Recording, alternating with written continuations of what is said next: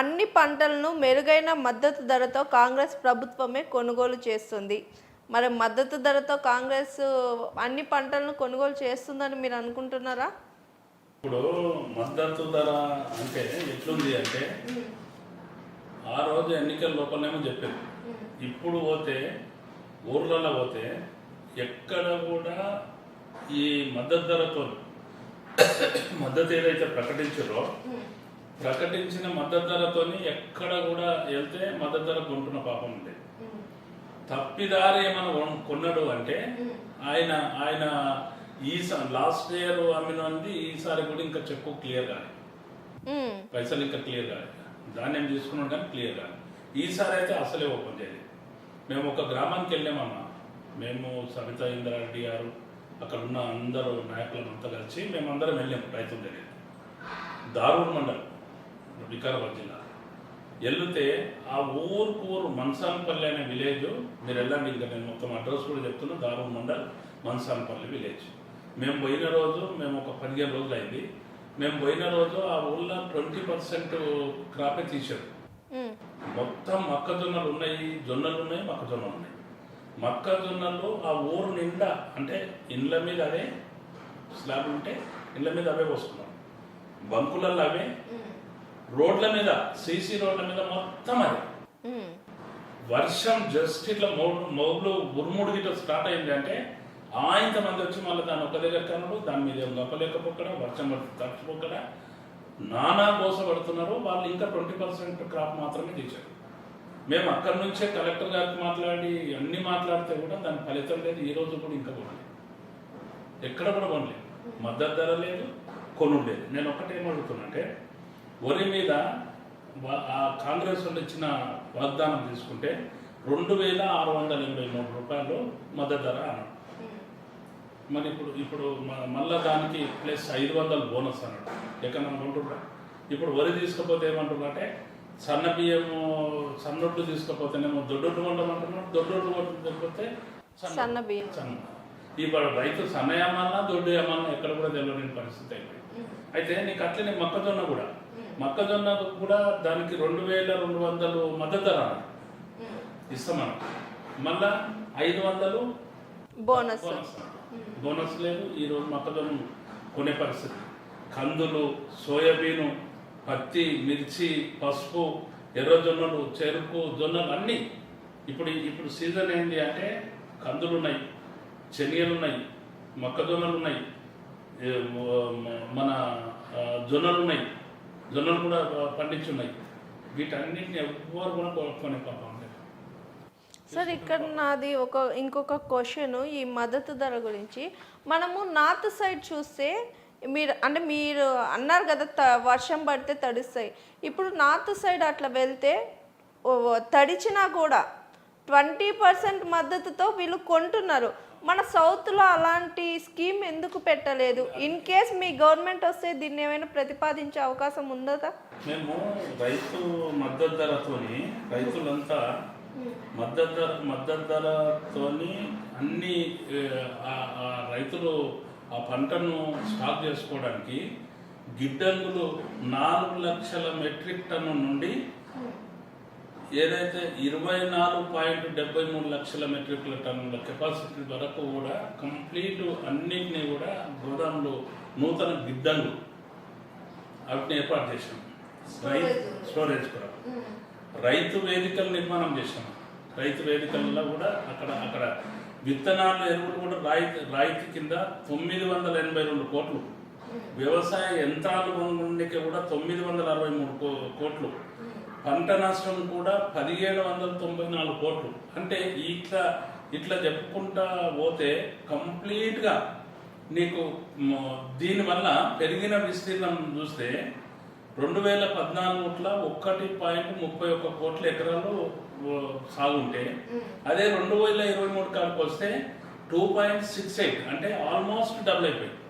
Double కన్నా కూడా ఇంకెక్కువ కోట్ల ఎకరాలకు విస్తీర్ణం పెరిగింది. అంటే పంట సాగు చేసే విస్తీర్ణం పెరిగిపోయింది. వరధాన్యం అయితే 14.68 లక్షల టన్నులు ఉంటే 23 మేము దిగిపోయే రోజు వరకు, అంటే వాళ్ళు వచ్చే రోజు వరకు 350 లక్షల టన్నులు కొనుగోలు చేశారు. అంటే పంటను పండించడం ఓకే, పెరిగి సాగు జరిగి ఇదంతా సాగు పెరిగింది. అంటే దీనివల్ల ఏంటి అంటే రైతు బంధు ఇస్తున్నాడు, లేకుంటే 24 గంటలు కరెంట్ ఇస్తున్నాడు, రైతులకు గిట్టుబాటు ధర ఇస్తున్నాడు, ఈ ఈ మద్దతు ధరతోని అన్ని రైతుల నుంచి సేకరిస్తున్నాడు. రాష్ట్ర ప్రభుత్వం నష్టపోతే కూడా ఆ నష్టాన్ని లెక్క చేయకుండా వాటన్నింటినీ కూడా రాష్ట్ర ప్రభుత్వమే తీసుకొని ఆ విధంగా చేసిన పరిస్థితులు. నేను ఒకటి ఎగ్జాంపుల్ చెప్తాను, నేను ప్రాక్టికల్గా చూసి. ఏదైతే రైతులకు అబ్నార్మల్గా ఈ ఇరిగేషన్ బాగా డెవలప్ అయిపోయిన తర్వాత కాళేశ్వరం కానీ ఇట్లా వాళ్ళు అసంపూర్తిగా మిగిలించిన ప్రాజెక్టులన్నింటినీ కూడా ఇప్పుడు మహబూబ్నగర్ ఉంది, వలసల జిల్లా, ఇప్పుడు వలసలు వచ్చే జిల్లా అయిపోయింది. ఎక్కడ చూసినా సస్యశ్యామలంగా ఉన్న పరిస్థితి. రంగారెడ్డిలో కూడా ఇప్పుడు వికారాబాద్ నా జిల్లా అంటారు ముఖ్యమంత్రి గారు. మరి పాలమూరు రంగారెడ్డి ఏమైందంటే ఎలా దాన్ని చేయవచ్చు? ఇన్కంప్లీట్ ఉన్నదాన్ని కూడా చేయలేకపోతున్నావా? అయితే ఇట్లాంటి ఇన్కంప్లీట్ ఉన్న వాటిని అన్నింటినీ కూడా సామర్థ్యం పెంచి పెడితే పంటలు పెరిగిపోయి పెరిగి బాగా పంట పండిస్తే కేంద్ర ప్రభుత్వము దాన్ని కొనాల్సిన అవసరం ఉందని చెప్పి కేంద్ర ప్రభుత్వం మీద ఢిల్లీకి వెళ్ళి మేమంతా ధర్నా చేశాం, ముఖ్యమంత్రితో సహా. రైతుల గురించి శాసనసభ్యులు, శాసన మండలి సభ్యులు, కార్పొరేషన్ సభ్యులు, మొత్తం యంత్రాంగం అంతా మేము పోయినాం. మీ హయాంలో పోయి ఢిల్లీలో ధర్నా చేశాం. ఢిల్లీ ప్రభుత్వం సెంట్రల్ గవర్నమెంట్ ఒక గింజ కూడా కొనలేదు.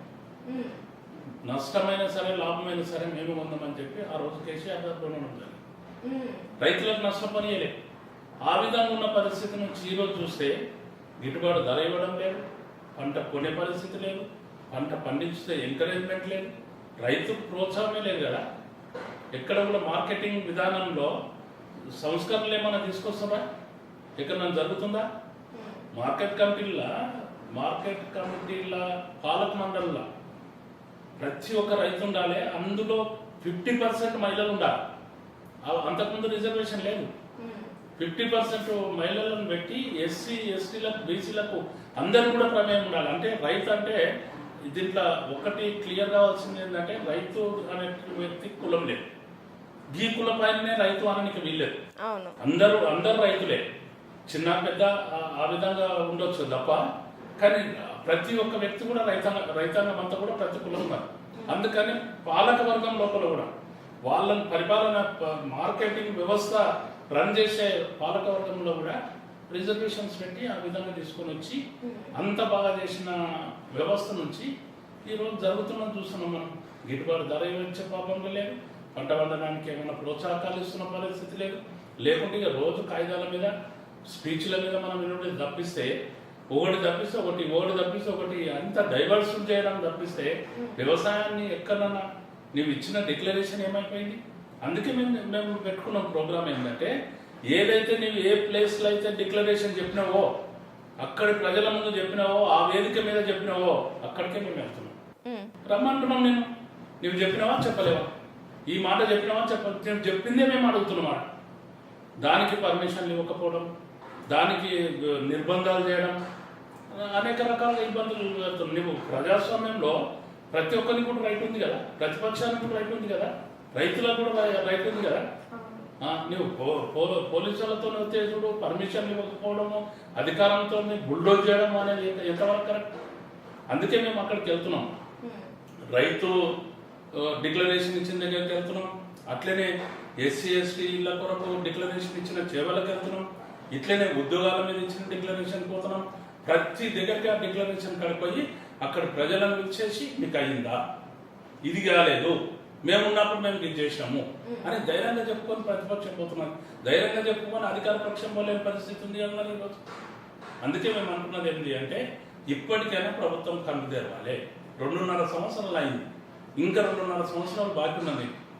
ఆ 2.5 సంవత్సరాలన్నా రైతాంగాన్ని మెరుగుపరచాలి, రైతాంగానికి కావాల్సిన గిట్టుబాటు ధర కల్పించాలి, వాళ్ళకు మద్దతు ధర ప్రకటించాలి, ప్రకటించిన ధరను మార్కెటింగ్ ఉండాలి, వాళ్ళకు పెట్టుబడి కింద సహాయం చేయాలి, వాళ్ళకు అనుకూలంగా ఎలక్ట్రిసిటీని మనం ప్రోత్సహించాలి, నీళ్ళు ఇవ్వాలి, అన్నింటినీ కూడా ఇచ్చినప్పుడు అతనికి గౌరవం పెరగడానికి అవకాశం ఉంటుంది.